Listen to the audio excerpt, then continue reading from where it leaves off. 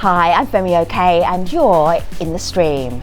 Today, why are so many in Lebanon using selfies to criticise sectarian violence? We look at the sentiment behind the Not a Martyr campaign.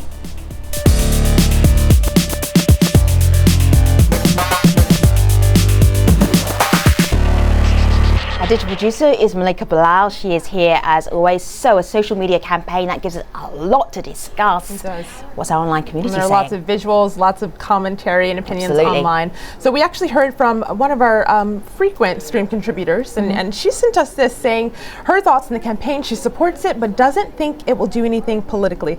Have a listen to this.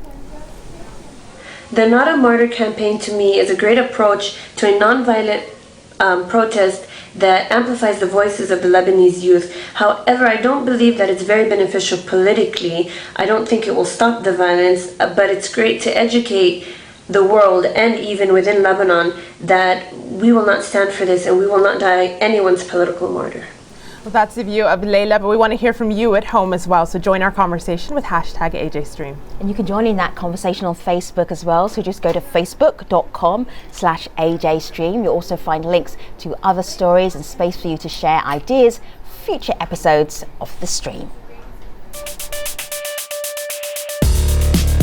Hi, my name is Kawa Murad, and I am a PhD student at the University of Exeter, and I am in the stream.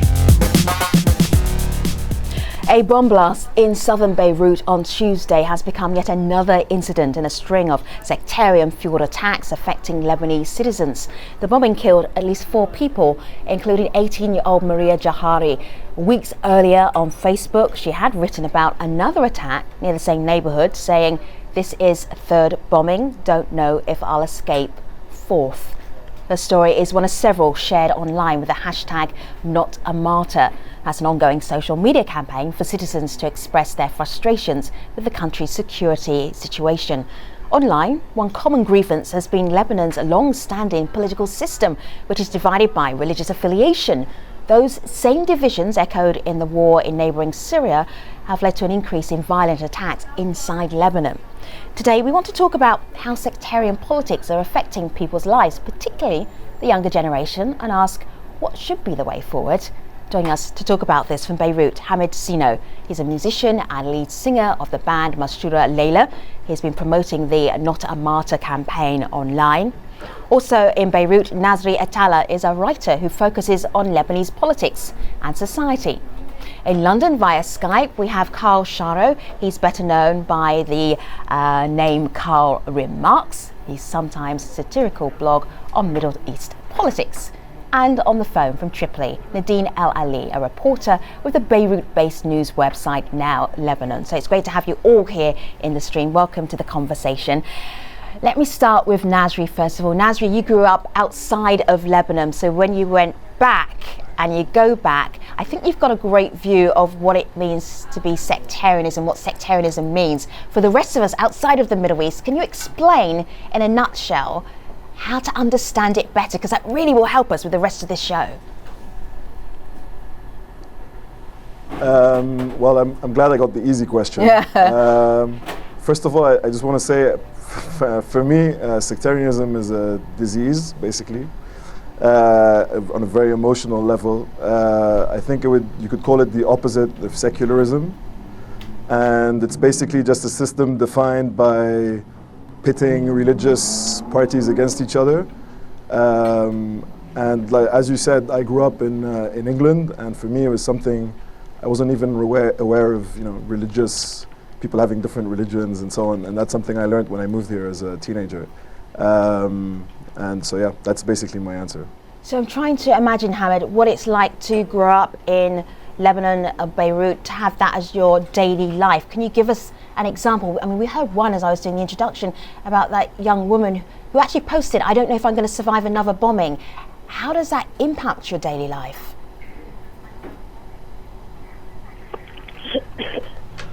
Well, it's not. I think, especially with recent events, it's not so much about sectarianism as it is about the ongoing political struggle and how sectarianism taps into that.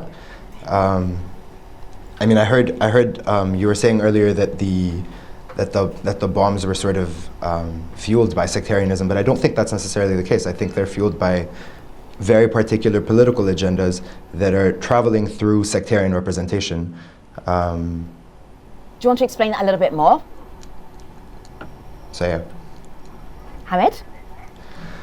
Well, it's not. Well, what I mean is, it's basically yes. I have a lag, so you have to work with me. It's not just an issue of people bombing each other because of the other sect or because of othering or because of appropriating a sectarian identity and then having an antagonistic relationship with the other identity. It's because there are politics that are tapping onto those identities and that are creating sort of group dynamics that put different groups at fault with each other based on politics more than just sect. Right. Some people have sort of analyzed the bombings that have been happening in Har Tahrik as a reaction to Hezbollah's intervention in Syria, for example. It's not an issue of Hezbollah being a party that subscribes to a particular sectarian affiliation. It's an issue of Hezbollah's actual actions. But that's one version of reading it. Okay. Well, we got actually a couple comments online about sectarianism in Lebanon from our community members. Yasser Tina writes in an answer to the question, how are sectarian politics affecting the lives of those in Lebanon? He says it's literally killing them. Another person says that sectarianism is a disease of the older generation who continue to brainwash every new generation. So Carl, I want to go to you with that thought on whether or not there's a generational divide. But before I do, I pulled up a tweet here that you wrote not too long ago. It pains us Lebanese to see other Arabs doing sectarianism all wrong. The trick is not to mention specific sects. It's all in the subtext. Of course, that's satirical. Can you explain to us what you meant? Well, I think the distinction that I would make is that there was traditionally this politeness about Lebanese sectarianism, because we need to make a distinction between, unfortunately, the word is the same in Arabic, so it gets translated in two different senses in English as sectarianism, whereas one means bigotry and hatred of people of other sects. The other is actually the political system of Lebanon, which is divided along with, in more kind of academic sense, we call the confessional system rather than sectarianism. And that kind of, because it kind of creates those political conflict along sectarian lines, it kind of always recreates itself and creates these divisions within society. But there's something traditionally associated with that. There's a sense of politeness that you can be quite sectarian in your agenda, but you never go quite explicitly and say the Shiites are doing this or the Maronites are doing that. You have to always envelope it in kind of euphemisms, and that was always part of the Lebanese sectarian discourse, political discourse. Now suddenly when we see countries like Iraq and Syria start to experience similar transformations and kind of the rise of sectarianism there, it's really in a much crasser manner. So there's straight away, I'm going to use some unfortunate term, but the rejectionist or the takfiris or all these kind of terms that emerge, and it's straight to kill this particular sect or kill that. It kind of surfaces very quickly. It's very abrupt. It doesn't have that Carl, kind but of... is this a generational argument between young and the older generation in Lebanon? Qualitatively, yes, but I don't think it's kind of something inherited from the older generations, because very few people notice that there's quite a lot of similarity structurally, as in formally, the way sectarianism works or confessionalism in the Lebanese system to what we call multiculturalism in European countries or the United States, as in your kind of social political identity becomes not only your party you're affiliated with or your ideology, it becomes also your ethnicity or your religious background. And we're seeing the West increasingly kind of formalizing how these are brought into politics. So I feel that the sense, and with the younger generation in Lebanon, although they don't have necessarily the same sense of adopting the sectarian attitude in Lebanon, they have this kind of what I call, the sense of identity politics. Okay. And this is kind of alienating them from other youth in Lebanon. All right, I'm going to bring us back down to earth with a horrible bump here, because I want to show you a picture, but I'm going to warn you that it's really, really disturbing.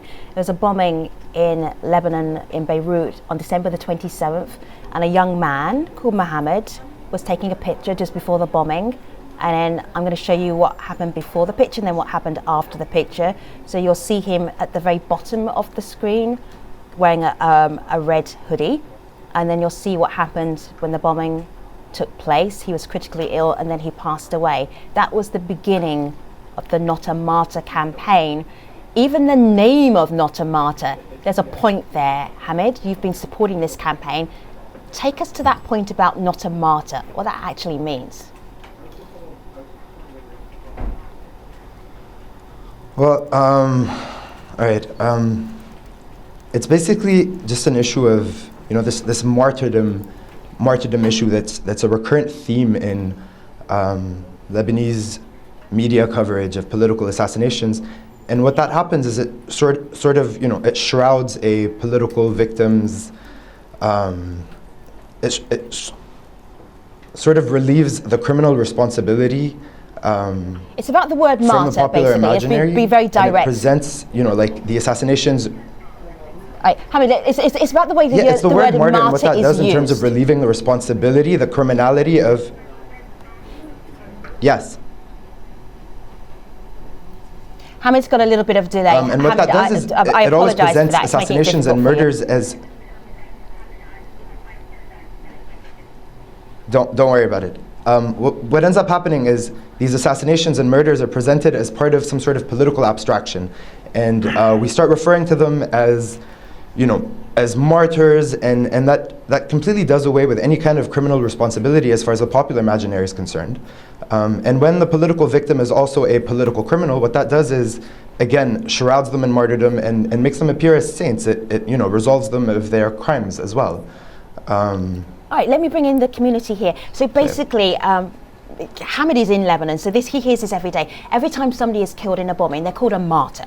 And the pushback from the campaign was, these are victims, we are not martyrs. We didn't choose to die, we're not campaigning for anything. And the idea of just getting rid of that word, because it absolves the administration of actually even doing anything, solving the crimes, solving the murders. So take that word out for everyday victims of bombing. And people are saying basically it's because these people did not choose to die. They did not go out there and say, I am fighting for this cause.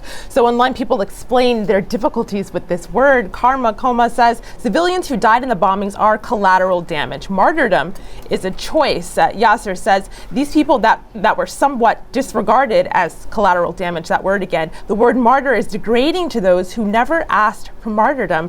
So Nasri, I want to go to you with your thoughts on this campaign, the word martyr. I pulled up on my screen here a blog post from you. This is from a couple of months ago. This is from November.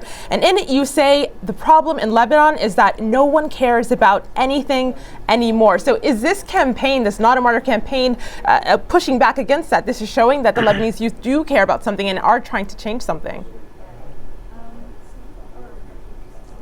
I mean, that's actually the thing I like most about the campaign is the lexical change it's trying to make. It's trying to tell people that using the word martyr or shaheed in Arabic is not okay. These people have no agency. They're not choosing to be in these places when something happens. So that's something I like, that it's introducing that, because even mainstream media uses this very emotional, loaded term to refer to basically the victims of crime. And I think when we start referring to them as the victims of crime, that's a first step. I mean, hopefully the crimes won't happen in the first place, but if we start referring to them as victims, it's also a move in the right direction.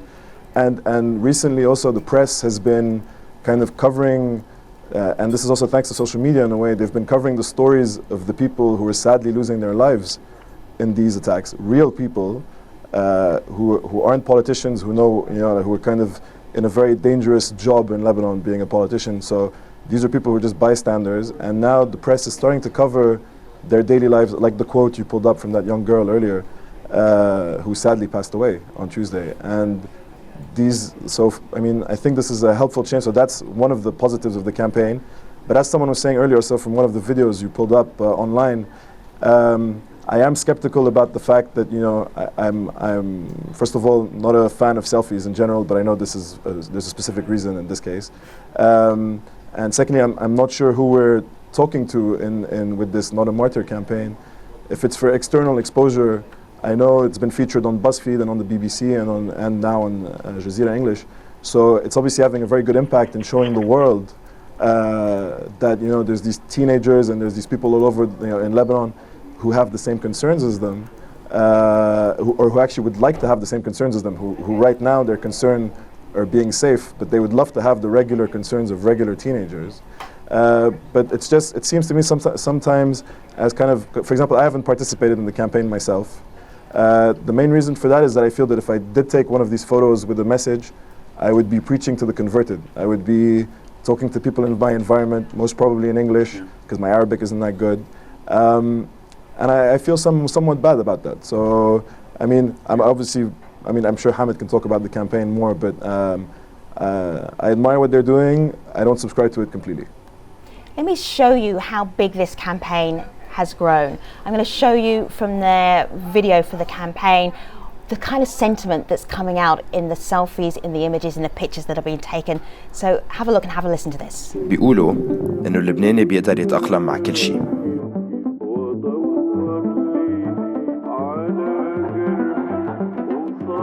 إنه بلبنان الحياة تعني التنازل.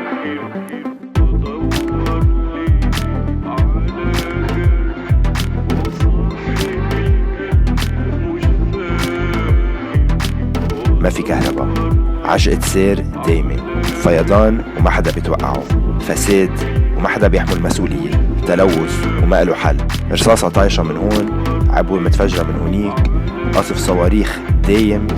هيدا لبنان ما هيك؟ الحياة بنفسها صارت أكبر تنازل أتقناه.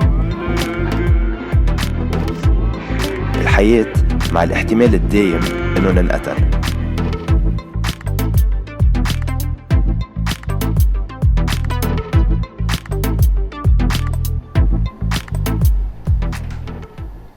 So this is one way of getting the conversation started about sectarianism in Lebanon. Nadine, you went out and you blogged about sectarianism and you got a huge conversation started. Do you want to tune us into that for those of us watching around the world about what you wrote and the conversation that happened after that?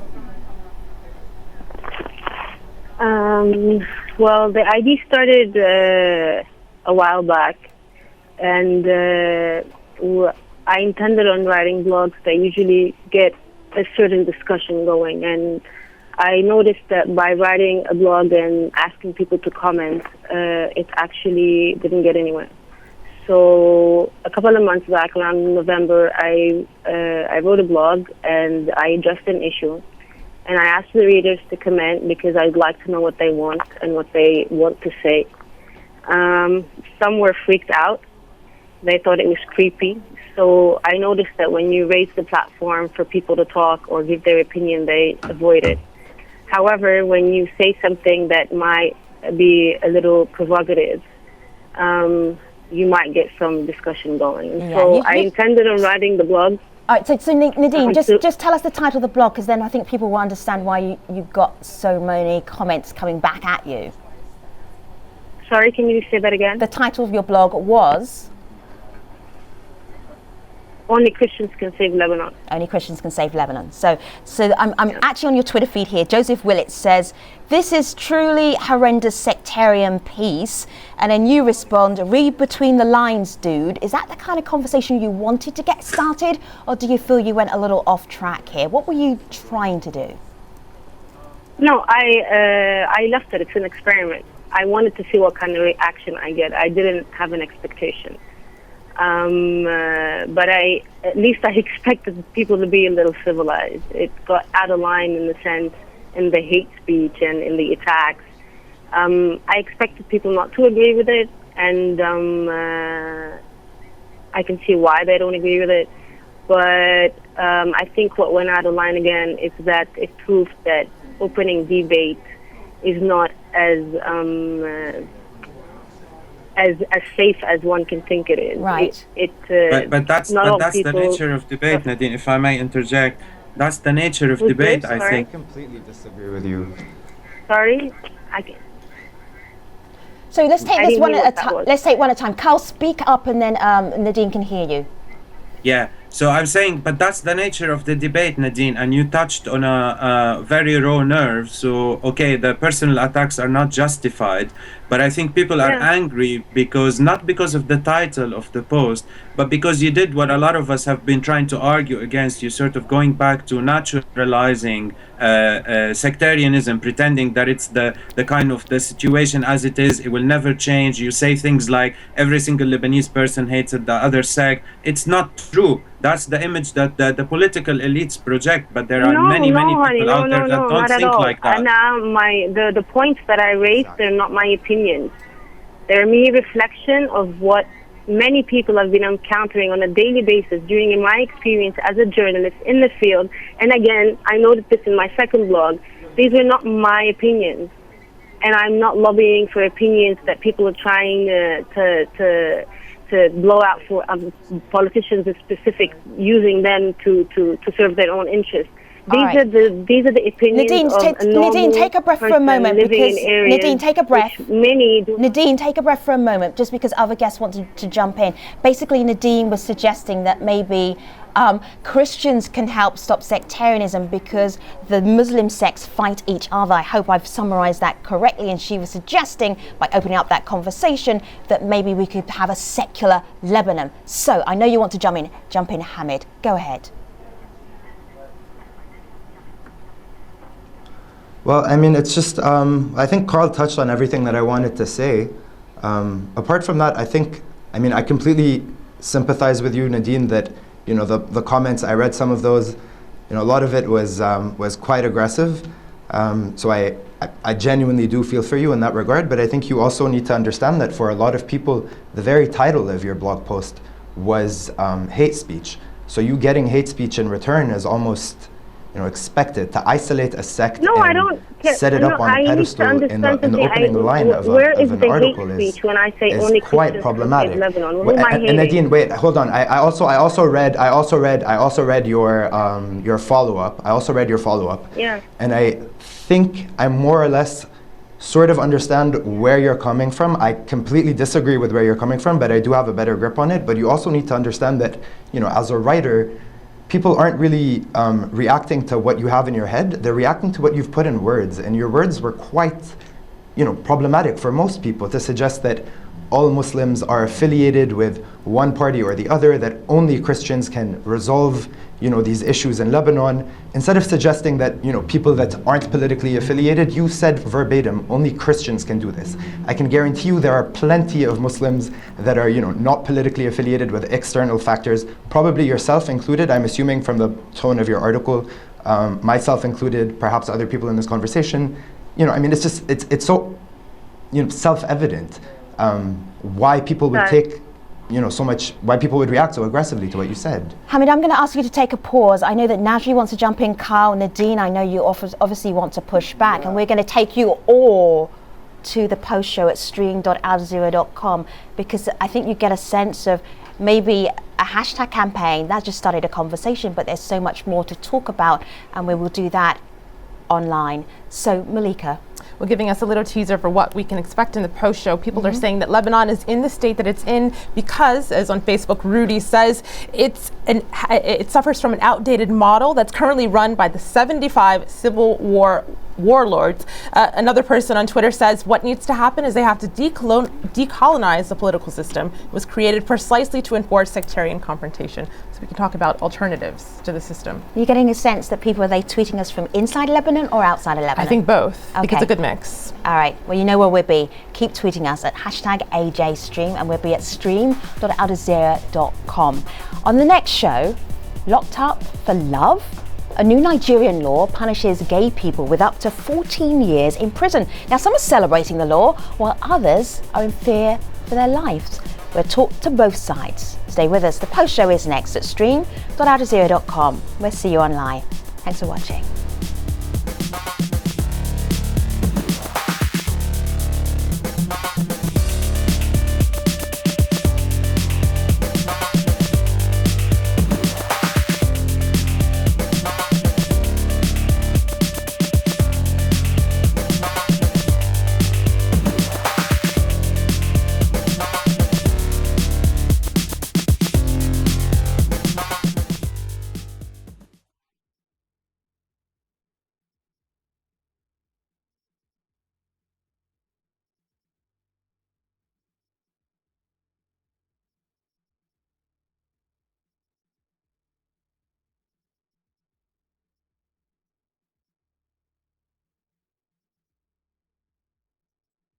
the blog.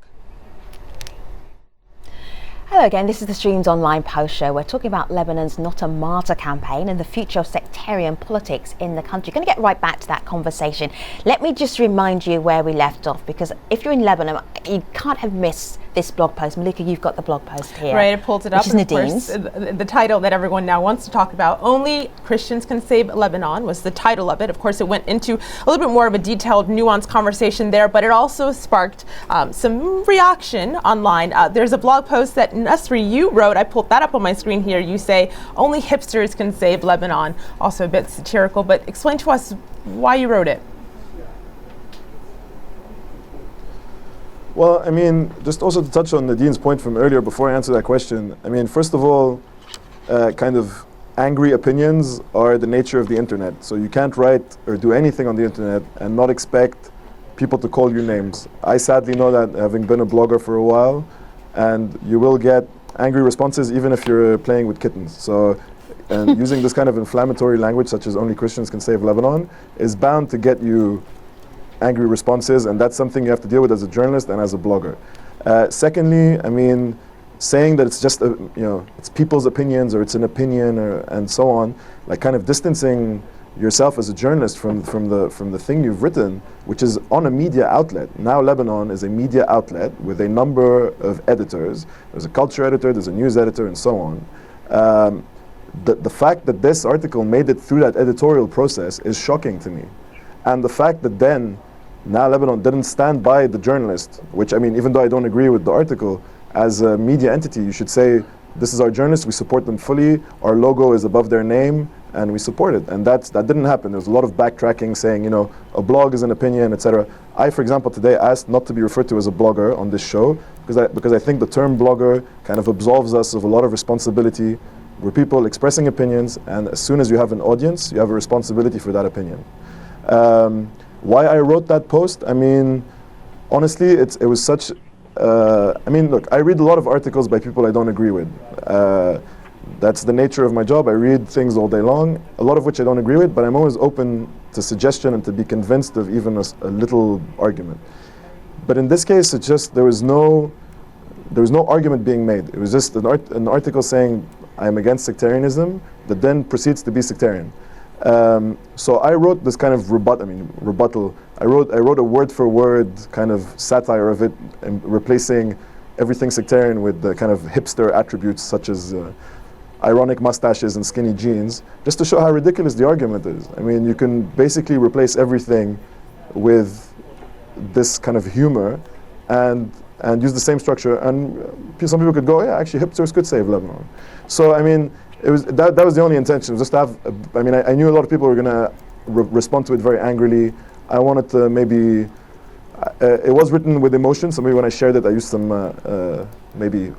aggressive language. But I wanted the tone of the piece itself just to be kind of gently poking fun at something I don't think should be on a news website. See, Nasri, it's very easy to. Who's that? Sorry, I was just going to say a small thing, because I disagree with the content of the article, but I've heard two statements now, one calling it hate speech, the other one saying it should have been on a website. I completely disagree. I think the one thing we shouldn't be afraid of in Lebanon is speech. We should allow the speech to be published. We should allow the speech to be circulated. Don't let things go underground. Allow them to be out there in the open. That's much better than them being repressed and feeding resentment. And let's not be afraid of it at all, because you see from the people's reaction is that are capable to responding to it rationally and defeating, kind of undermining the arguments completely. And I think I'd rather have it that way rather than allow that kind of sense to occur. Nasri? Carl, just to jump back in. Carl, I completely agree with what you're saying, and that, I'm just. Nasri, go ahead, and then Hamid. I just wanted to say this quickly before. Yeah, I'm not calling for any form of self-censorship or any form of editorial censorship. What I'm saying is there are kind of irresponsible claims made in that article, which I would have no problem with them being on a personal blog. Because a personal blog, there is no, you are responsible for your own opinions. This was on a blog where there are other contributors. Nadine is a journalist who has written a number of other, she refers to herself as a journalist for Now Lebanon. So etc. And she's written other articles for them, etc. So it's just those kinds of claims, like the majority of Lebanese. All right, Najri, I hear you made your point. I feel Nadine should be allowed to actually just answer for herself. Nadine, go ahead. I've got a couple of points to say, and given that the majority of people I'm arguing with are male, I think I can get more time to talk. I agree with Carl, because that was the aim. I know that the statements were very provocative, and I don't have any problem with getting responses which do not agree with me, and I'm not complaining that I received attacks. On the contrary, me as a person, I have enough of a thick skin to deal with it. But the issue is, I wanted such arguments to go on surface. I wanted people to know that there's a majority of people who feel that way, that this speech is present out there. And I wanted to hear how we can solve this. I pose a solution which is really simplified, and it wasn't the end of it. That wasn't where the argument was going to end. It was following with another blog I wrote, and there will be other blogs explaining that point. But when you go out on the streets, you hear these. So as people, when you hear these, how are you planning to react? If they're planning to react in the same manner which they've been responding to the blog, I mean, that's problematic. It means we're not going to get anywhere with a national debate. But these arguments are out there. And I say again, they're not necessarily just mine, and I'm not distancing myself from them at all, because I fully back them up, because I really believe that that's the case.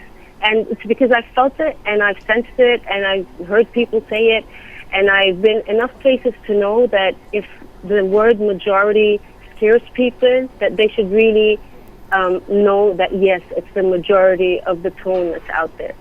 So again, I am not distancing myself from the argument. My argument still stands. If people don't like it, then it's their opinion. It's not the end of the argument. It's not the end of the debate. And like we mentioned before, it's really important that we say things as they are, and not just sugarcoat them and try to say them in another manner so we don't hurt people's feelings. So this is what people are saying. This is what people are feeling, and we need to acknowledge that if we're intending to save it, to change it. So when I said Christians can only save Lebanon, Nadine, I don't want to do it. I don't want to do a word-for-word analysis of your blog post, but we hear you very clearly in the points you're making. Let's move the conversation on, Malika. Well, our community also wants to just push this forward just a little bit and look at viable alternative options. Hamid on Twitter, Layla writes in, the people can change sectarianism between each other, but the country is built on sectarian laws. So how do we go about breaking this mold, Hamid? And in the next elections, will you and your friends in Beirut, will they vote against their sect? Will they vote other than their sect, whether or not they actually say that they are a part of a sect? I would in a heartbeat, if an option presented itself. I currently, in the last election, I didn't even vote because I couldn't find any representation. But for what it's worth, and I am not, I'm not a political analyst, but the confessional system was something that was, the current version of it is something that was agreed upon, I think, in the aftermath of the Ta'if Accord, so at the end of the Civil War, and it was supposed to be a temporary transitional agreement that would last for 3 years, by the end of which the parliament was supposed to, create another version of itself, in which other forms of representation, could be made possible, and that hasn't happened. So yeah. All right, so what I'm hearing is, what am I hearing?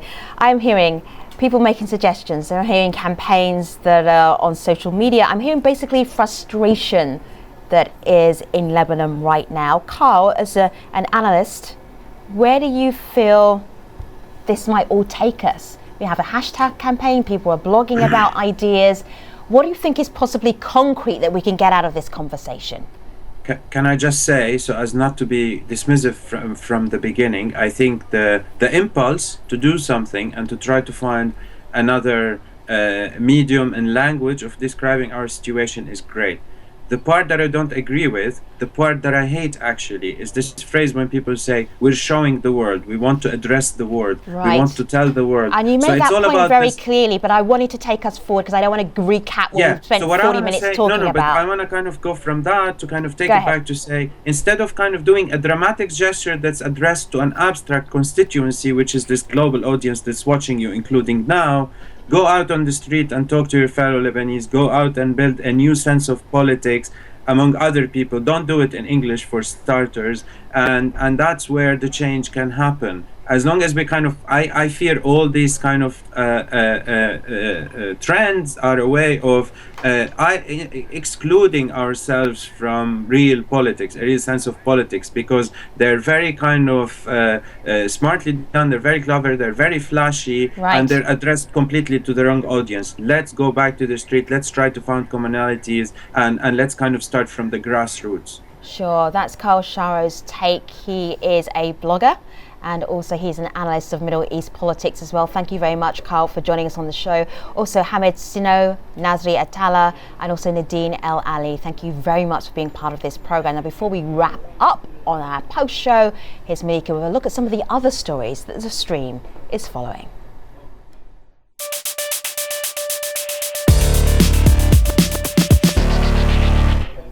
Malaysians online are slinging mud at a printing company that opted to black out the faces of pigs in the country's edition of the International New York Times. People online aren't so appreciative. Residents took to Twitter to poke fun at what they say is an extreme move by KHL Printing. The Garuda tweets, "So glad they blacked out the pigs. How would I react if I saw the pigs in public?" An employee at KHL Printing told AFP, "This is a Muslim country, so we covered the pig's eyes. We usually do that for pictures of cigarettes, weapons, guns, and nude pictures." Well, the controversy in this multi-religious country comes on the heels of a hotly debated issue over the use of the word Allah in the Bible. Edmund was among several who linked the events, tweeting, "2014, the year when Malay Bibles, words, and pigs are considered haram or forbidden in Malaysia." Next up, French lawmakers have moved to loosen the reins on the requirements for abortion. The bill would allow for women to undergo procedures up to 12 weeks and punish anyone who interferes with her right to terminate a pregnancy. The days ahead of the decision, thousands of anti-abortion rights protesters spilled into the streets in France. But online, many commended the government for its decision. And lastly, some good or bad news for Facebook users, you tell us. Princeton University researchers predict that the social networking site will lose 80% of its users by 2017. They say ideas, like diseases, have been shown to spread infectiously between people before eventually dying out. Well, will you be on Facebook in 3 years? Head there now and let us know at facebook.com/AJStream. Femi? That could be a whole debate, though, couldn't it? Ideas spreading until they die out. Yeah. So democracy, feminism, there's so many things that might push back on that. I like that. I can't debate myself, though, can I? Will it happen on Facebook, though? That's I know. the question. I know. Put your comment in now while we still have it. So, on the next show, a new Nigerian law punishes gay people with up to 14 years in prison. Now, some are celebrating the law while others fear for their lives. We'll talk to both sides. See you next time. Thanks for watching.